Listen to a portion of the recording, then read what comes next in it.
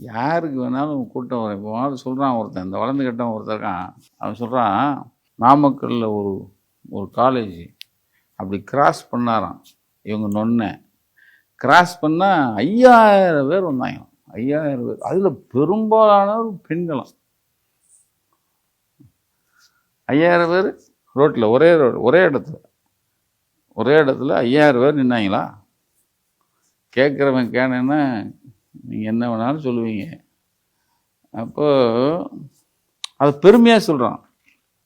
அது பெருமையாக எங்கள் ஆளுக்கு கூட்டம். டேய், கணக்கு எடுத்தால் எல்லாரும் கூட்டம் வருது. மூதேவி, அதாவது கூட்டத்தை வச்சு முதலமைச்சர் ஆயிட முடியாது.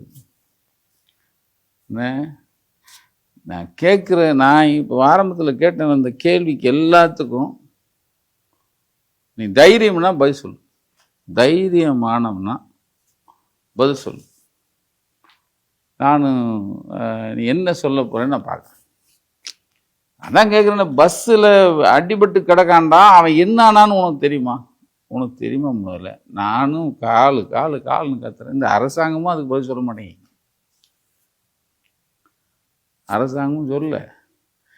அதை விட இடத்துக்கு அது வேற எல்லாம் வருது. அவங்க எல்லாத்தையும் இடம் நான் கேட்ட இடத்த கொடுக்கல. போலீஸ் தான் கேட்குதே, நீ அந்த மண்டபம் கேட்டதுக்கு ஏதாவது நீங்கள் ஆதாரம் வச்சுருக்கியான்னு கேட்குது. ஒன்றும் இல்லை. சரி, முதல்ல இந்த சாவு நடந்த இடம் இருக்கு இல்லையா, இதுக்கு பதிலாக நீங்கள் கேட்ட இடத்துக்கு என்னைக்கு கேட்ட அப்படிங்க 25ஆம் தேதின்னு சொல்லிட்டாங்க. எந்தெந்த இடத்த கேட்ட அப்படிங்கிறதுக்கும் அவங்க விளக்கம் கொடுத்துட்டான். நீங்கள் அந்த ரவுண்டானா முக்கை சொல்கிறாங்க. ரவுண்டானா முக்குன்னு முக்கிட்டு அடையலாம். நாங்கள் அதை கேட்டோம். ரவுண்டானா முக்கை மொத்தம் கொடுத்துருந்தேன். இந்நேரம் திகாஜியில் மொத்த வேறு இருந்திருப்பீங்க. அது தெரியுமா உங்களுக்கு? இப்பயும் சொல்கிறேன், எனக்கு முதல்வர் மேலே வருத்தம் தான். முதல்வர் மேலே ரொம்ப கரிசனம். அன்னைக்கே 2-3 பேரையும் சட்டையை பிடிச்சி உள்ளே வச்சுருந்தா இன்னைக்கு பேசியிருக்க மாட்டீங்க. இன்னைக்கு வாய்க்கிலேயே பேசுகிறீங்கள.